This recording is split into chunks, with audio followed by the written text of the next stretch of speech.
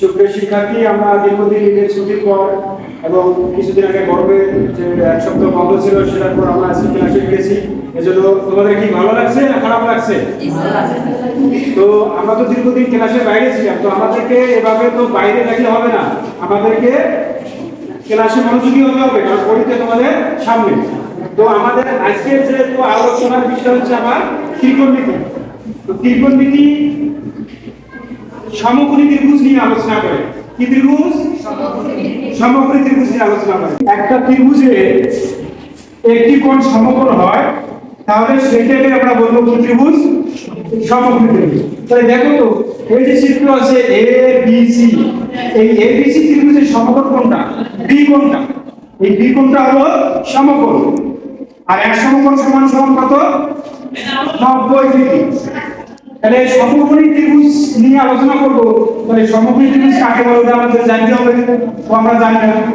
তাহলে এখন প্রশ্ন করতে পারে যে সমকোণী ত্রিভুজের যদি একটি কোণ সমকোণ হয়, তাহলে বাকি দুটো কোণ কি কোণ? বাকি দুটো কোণ হচ্ছে সূক্ষ্মকোণ। বোঝা গেছে? সূক্ষ্মকোণ।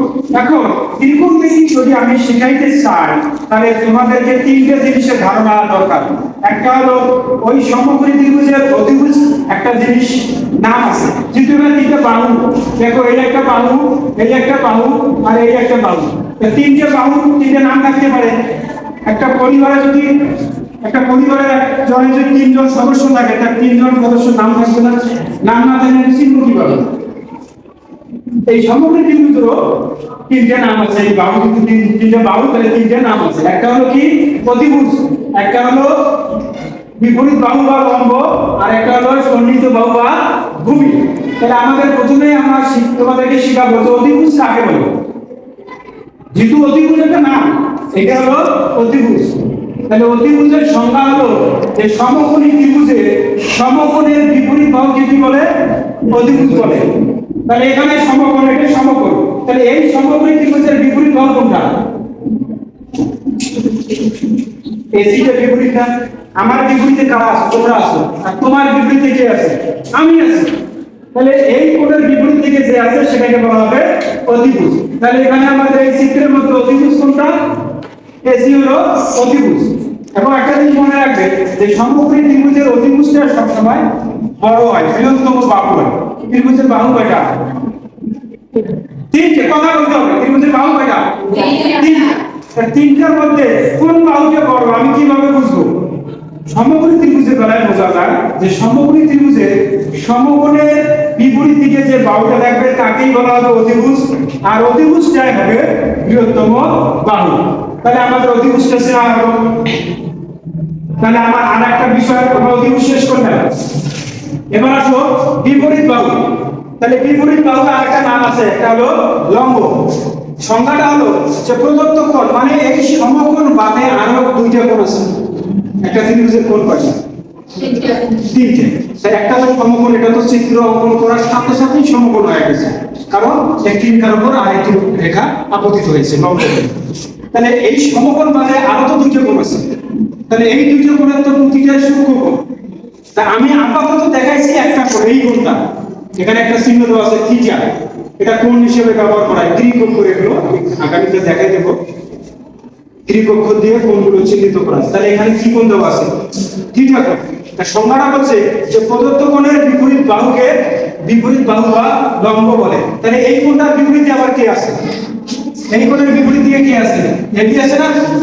তাহলে থিটা কোণের বিপরীত বাহুকে আমরা বলবো বিপরীত বাহু বা লম্ব। তাহলে এই থিটা কোণের বিপরীতে কে আছে? এবি। তাহলে এখানে এবি হবে কি? লম্ব। তাহলে আমাদের বিপরীত বাহু বা লম্ব শেষ, লাস্ট হচ্ছে আমাদের সন্নিহিত বাহু বা ভূমি। এখন দেখো এই যে কোণটা তৈরি করছি, এই কোণ তৈরি করতে গেলে কিন্তু আমার একটা রেখা লাগবে, আর একটা রেখা লাগবে, কারণ এইভাবে দিলে একটা কোণ হবে না। একটা রেখার সাথে আরেকটা রেখা মিলিত হইতে হবে। তাহলে এই কোণটা তৈরি করতে গেলে এই রেখা তো আমার অতিভুজ আগে পাইছি, তাহলে আর কোন রেখাটা দরকার? বিসি। কারণ বিসি না হলে তো এই ত্রিভুজটি আমার হবে না, মানে এই কোণটা আমার হবে না। তাহলে বলছে যে প্রদত্ত কোণ সৃষ্টিকারী রেখাকে সন্নিহিত বাহু বা ভূমি বলে।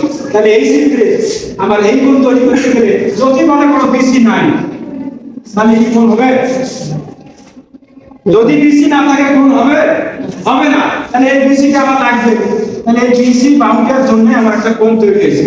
তাহলে যে বাহুর জন্য কোণ তৈরি হয় তাকেই বলা হবে সন্নিহিত বাহু বা ভূমি। তাহলে এই চিত্রে আমাদের সন্নিহিত বাহু বা ভূমি হচ্ছে আমাদের বিসি।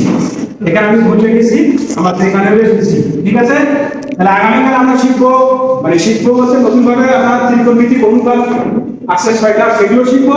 কিন্তু তোমাদের আগামী দিনে যেটা পড়া থাকলো, ত্রিভুজ কাকে বলে, ত্রিভুজ সংক্রান্ত যত কিছু তথ্য দিলাম, চতুর্ভুজ কাকে বলে, চতুর্ভুজ সংক্রান্ত যত তথ্য এবং সমগ্র ত্রিভুজ দিয়ে যতটুকু কথা বলেছি সেটা আমরা আগামীকাল তোমাদের কাছ থেকে আমি লিখে দেবো। তোমরা রেডি তো?